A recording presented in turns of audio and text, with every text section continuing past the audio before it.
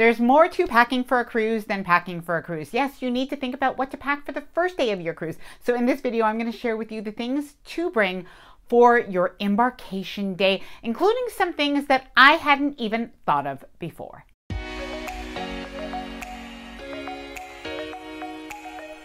Hi there, I'm Ilana from the website lifewellcruise.com. Welcome back to my channel. Now, we recently got back from a cruise, and I can tell you that even though I thought I was pretty prepared with my carry-on bag for embarkation day, there was actually something that I forgot or just never even thought of bringing for that day. So I'm going to share that, as well as the other things that you really must know, must pack for the first day of your cruise. Now, before I get started, I did want to mention that if you like this video, if you find it helpful, informative, or enjoyable in any way, then please do give the video a big thumbs up. I really do appreciate it, and please subscribe to the channel if you haven't done so already. Let's get started. Now, in this list, I have about 25 items. However, you don't need to bring everything.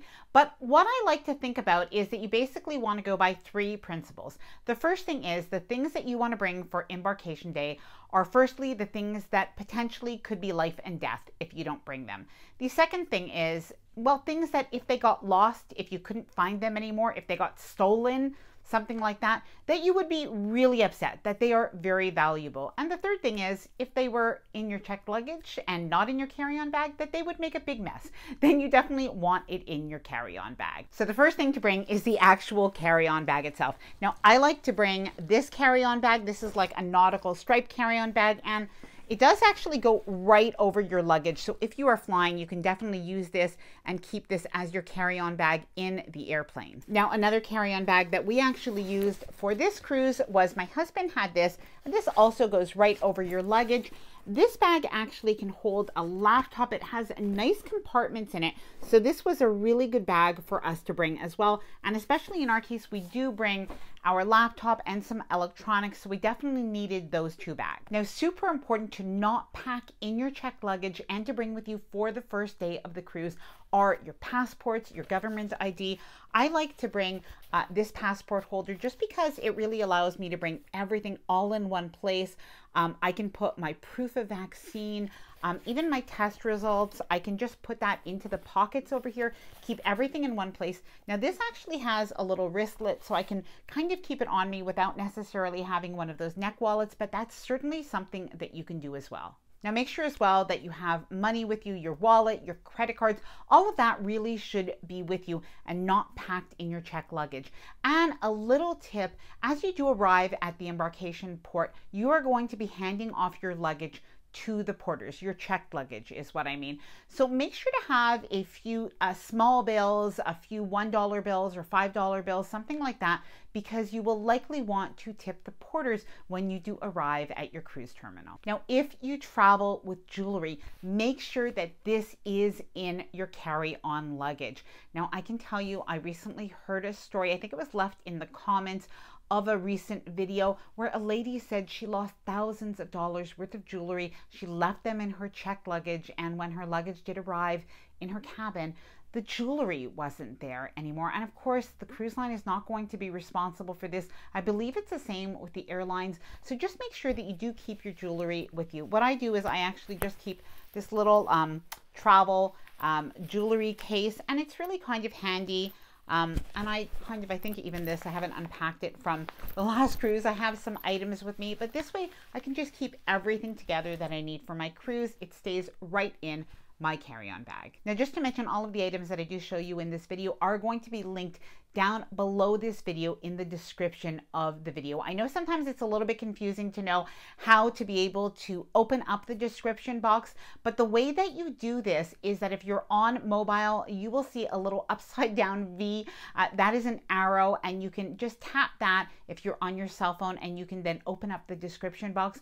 Or if you're on the computer or on your iPad, you will see on the left side, if I'm not mistaken, right below the title, you're going to see the little bit of a description, the little beginning sentences, and after that it will say read more or see more. You can tap that and you'll open up the description box as well. Number 5, your medication. Now, just like your jewelry, you wouldn't want to lose that because of course it's valuable. Well, when it comes to the medication that you absolutely need, this could be potentially a life and death situation. So you absolutely want to make sure that you have your prescription medication. Make sure that that is on you. Now, what I like to do as well is even keep some of my over-the-counter medication with me. So not necessarily my first aid kit that I leave in my checked luggage, but I do bring with me like my Advil, things like that. Sometimes I get a headache, so that's really handy for me. But as well, seasickness medication. Now, sometimes what happens is as the cruise starts to go, you might feel a little bit of motion, and it really is helpful, especially if you're prone to any effects from the motion. Take some over-the-counter seasickness medication. Take it even before the ship departs from the port. That's just a little handy tip. Number 6, toothbrushes and toothpaste, and basically the things that you'll need to feel refreshed. Especially, it could take a few hours before you get on the cruise ship, especially nowadays. It definitely did happen when we cruised this last time, which I'll bring up something else that we should have packed. But in any case, so even things like I like to bring even a lipstick with me. Even if I don't refresh my makeup, I always feel better if I just like fix up my lipstick. Number 8, Poolwear. So depending on how you like to spend your embarkation day, you may find that you want to actually spend some time by the pool, maybe going on the water slides, taking advantage of that, maybe going into the hot tubs, having a drink. So make sure that you do have your bathing suit, your flip-flops, and your cover up. Now, if you are leaving from a hot and sunny destination, do not forget to bring your sunscreen with you in your carry-on bag. It can take a few hours before you do get your suitcase, and if you are out in the hot sun, whether you're walking around or you're actually just laying out by the pool, that sun is going to be bright, it's going to be hot, and it can surprise you. You could really get sunburned. So make sure bring your sunscreen and bring some lip balm as well. Next up, we have a bottle of wine, and you want to make sure that you do not put this in your checked luggage, because of course if you put this in your checked luggage, this goes against my rule, which is do not put in anything that may break and cause a mess, as you can imagine, and that has happened to some people. If that's ever happened to you, please let me know down in the comments below. But if you are going on a cruise line or a cruise ship that allows you to bring wine on board and you don't have a beverage package and you want to do so, then just make sure that you do bring that in your checked baggage. As long as the cruise line allows it, there's absolutely no problem. It's going to go through the security just fine. Now, I did want to mention, if you're taking notes for what you want to pack for your embarkation day, this is actually included in the Ultimate Cruise Planner. And the Ultimate Cruise Planner is really great if you're planning on going on a cruise and you're really thinking about cruise packing checklist, embarkation day checklist, even disembarkation day checklist. That is the worst. But all of that is included in the LifeWell Cruise Ultimate Cruise Planner. Now, the Ultimate Cruise Planner is a 47-page downloadable printable cruise planner that really has everything that you would need from the time that you book your cruise all the way through disembarkation day. Sadly. If you'd like to see what's included in the Ultimate Cruise Planner, I'll leave it linked down in the description below so that you can check it out. Your CPAP machine. Now, obviously this doesn't apply to everyone, but a lot of people do ask, what do I do with my CPAP machine? Do I put it in my checked luggage? Do I bring it with me on embarkation day? So yes, you do bring it on embarkation day, and you're going to need, of course, your distilled water and an extension cord. So what you should do is actually give the cruise line a call, or if you're dealing with a travel agent, you'll want to let the travel agent know. There's actually an email usually that's provided by the cruise line where you'll actually send in that information, and they'll know to be able to provide you with distilled water in your cabin when you arrive. And as well, a lot of cruise lines do actually have an extension cord available for you that they can lend you during the cruise, but otherwise some of them may ask you to bring one. You just need to know this, so make sure you tell the cruise line in advance. Running shoes or closed-toe shoes. Now, I have to say, this isn't something that I necessarily always thought of for embarkation day, but we were just on the Oasis of the Seas and they actually had the zip line open, as well as some other things where you really needed closed-toe shoes. So if you were going on one of those big cruise ships that might need those, you can actually take advantage of no lines, probably, or very few lines on embarkation day. Do those activities and make sure you bring your socks and your closed-toe shoes. Next up, we have lanyards. Now, I have to say, it took me a long time to embrace lanyards. So if lanyards aren't for you, that is okay. But they actually do have some that are just clips that you can attach maybe to your pocket or something like that. Just really handy to have a place that you have your cruise card. And I have to say, on this last cruise, I didn't lose my cruise card even once. We even used our magnet hooks and we were able to hang our lanyards lanyards. As soon as we walked in the door, everybody did it, and it was just a great way to keep our cabin organized and make sure we didn't lose our cruise cards. Sunglasses. I think it's probably enough said. Now, we talked about medication earlier and seasickness medication, but do make sure that even if it's not medication that you're using, I personally really like Bonine. It just seems to help for us.